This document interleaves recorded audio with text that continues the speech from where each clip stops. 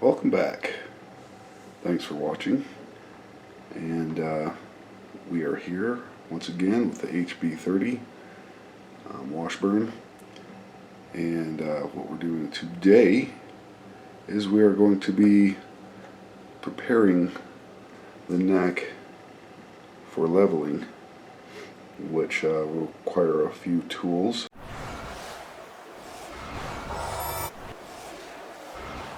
And some of the tools we'll be using, of course I got my light boom, ghetto light boom, for lighting up the situation here. And we have some tools here. This is a file, obviously, and that will be used on the bridge when the time comes. And the screwdriver set that is hyper tough. Anyway, I use that for taking, because it has a lot of small bits for taking small screws out of small places. And then of course the tub that I use to put the tiny screws in, so I don't lose them. Very important piece. And then the neck leveling tool that I made. First thing we have to do is take that off right there to access our truss rod adjustment bolt inside of there. So we will get on with that here in a half a second. Okay, the first step we got here is to take the cover off carefully and try to make sure you get the screws directly into the tub. That way I don't go more with it. I don't end up on the table. I've dropped stuff on the carpet here and I am still looking for it. And I don't like to have to do that. I don't know why I always like to clean stuff as I go, but I just do. Now, part two of this trick is to find the proper size wrench, or Allen wrench, in my luthier toolbox here. I like these ones that are longer. Let's see if this one matches up with it. It doesn't appear so. No, I think it's far bigger than that. I have to go with something I don't like. This is a little bit bigger. No, I have to take a quick peek inside of there. See what we got. I've never had this one apart here, so I don't know what exactly. I'm going to borrow my light real quick. Sorry, there's nothing in the viewfinder right now. But I've literally never had this guitar part. Of course, your water there, buddy. Okay, we're still lined up good? Yeah, okay. So it looks like it's pretty big. Oops, I'm going to put this back in here. Ghetto light boom for lighting. There we go. And so I'm going to have to dig a little deeper down into the bowels of my toolbox here and see what I can come up with. But that, you watching me take that particular cover off is the first time I personally have ever had that cover off. Not anything in there. So I'm not being embarrassed. But I'm pretty sure I will be. I'll get with this real quick. Find the nope, that ain't gonna be it. Looks like I may have to turn off the camera and go find proper size. I thought I had a pretty big one in here. This one. It is, however, probably not big enough. It could be, I don't know. The problem with this one though is that it is cut off,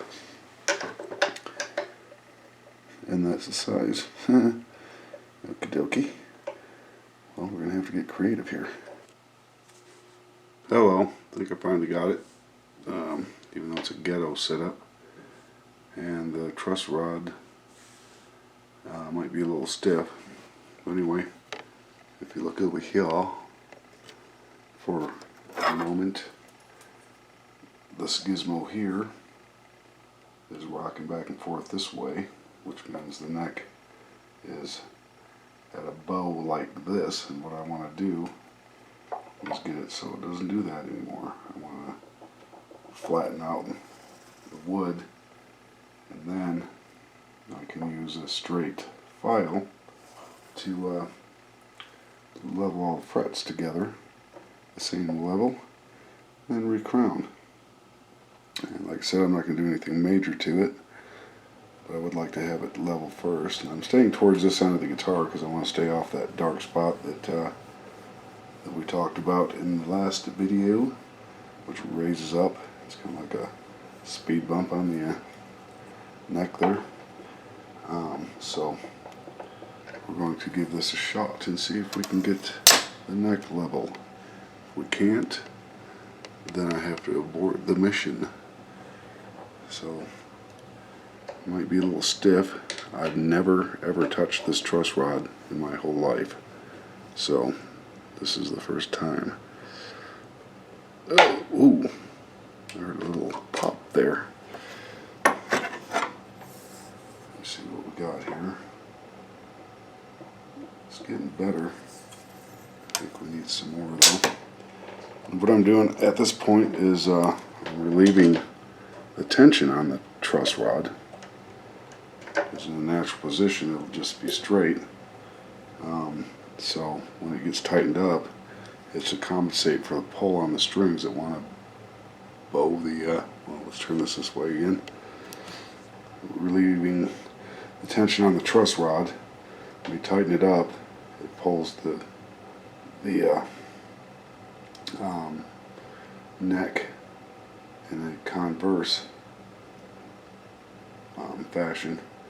But when you put strings on, it tends to straighten it out. So it's a fight, the tension between the strings and the truss rod. It's a battle that goes on every day. So we will see if we can get some more out of it, I hope, without hurting any kids here. So here we go. Turn it a little more. It doesn't take much turning. I'm not going to leave that like that because I know it's going to pop off there and scratch my headstock. We're getting a lot closer. Probably another slight turn. Oops. Sorry, hope you're not getting seasick there. But I have to put the camera right here so we can see what's going on. Okay, let's see what that did. Like I said, what it's doing is relieving the tension. That feels pretty good there. I'm relieved that I was able to do that. So if we look over here, again, I no longer have any rocky. And if I get down and look, I can actually move my light over here and see if I can see any light. Oops, let's sit on top of that. In the